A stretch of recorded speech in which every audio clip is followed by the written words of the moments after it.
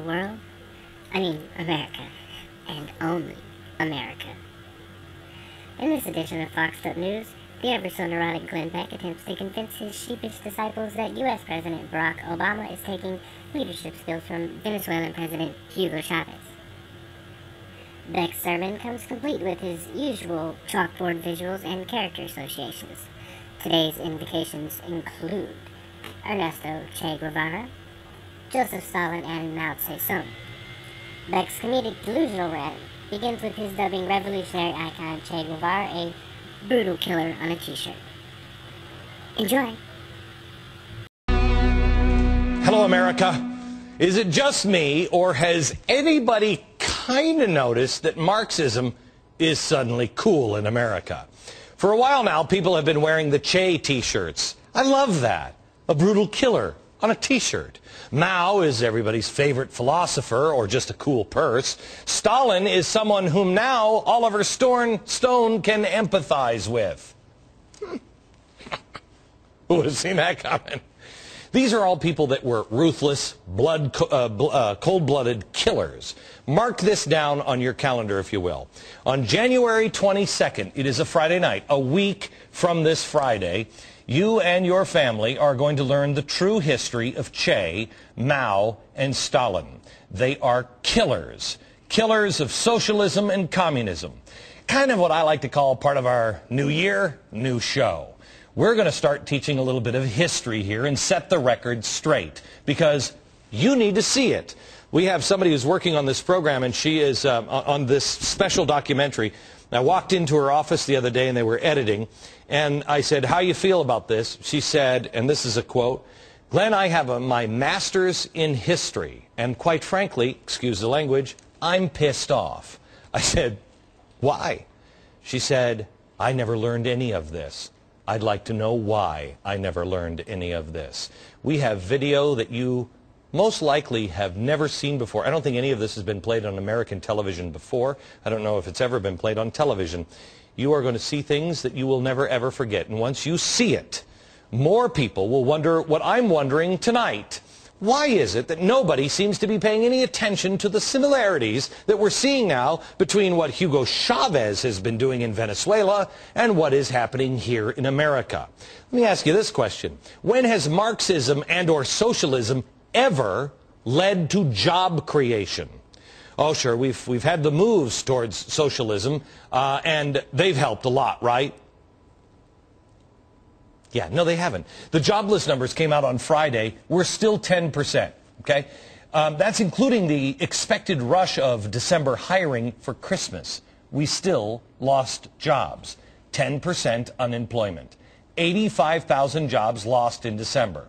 White House spokesperson Robert Gibbs called it, quote, disappointing, and added, quote, "We're in a really tough economic environment." Really? I mean, I thought, if I may quote your boss, the worst was behind us. And actually, it is much tougher than he knows or admits, because the boss is wrong. The thing about the job numbers, they came out the first Friday of every month, but they don't show you the whole picture. Stinks for everybody who wants to cover this up, because I'm here to give you the whole picture. 85,000 jobs lost for the month of December, right? But what they don't take into account is a group called not in the labor force. I don't even know who these people are. They're the people who apparently have given up.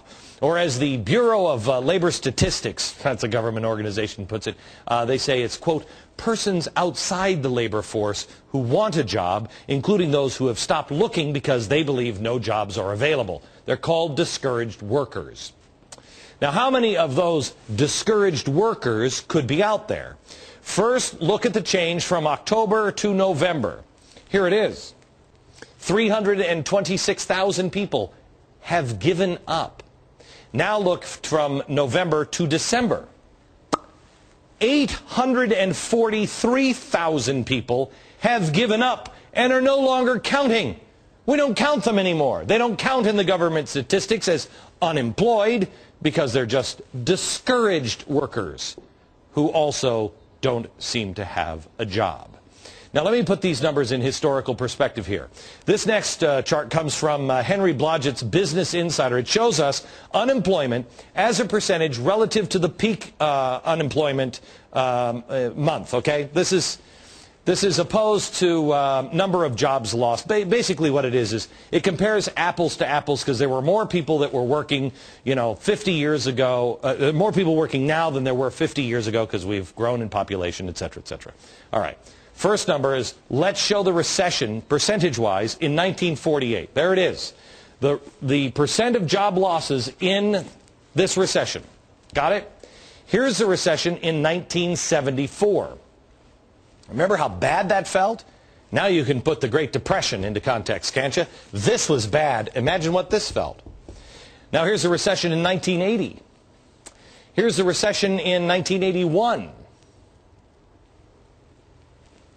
That's bad. Now here's the recession that began in 2007. Here we are. We haven't hit bottom. There's no uptick here. Notice how even the Great Depression, uptick, down, uptick, then it's up. Look at how long this has been going on, and we're still trending down. I want you to take a look at this as, I kind of look at it like a wind chill chart. You know how they say, well, it's 30 outside, but it feels like 15. This would be the weatherman saying, okay, it is 2009, but it feels like 1935. I have a third chart for you that I'm going to show in a minute. It'll take your breath away. But first, I want to compare what Hugo Chavez is doing and compare to what we're doing.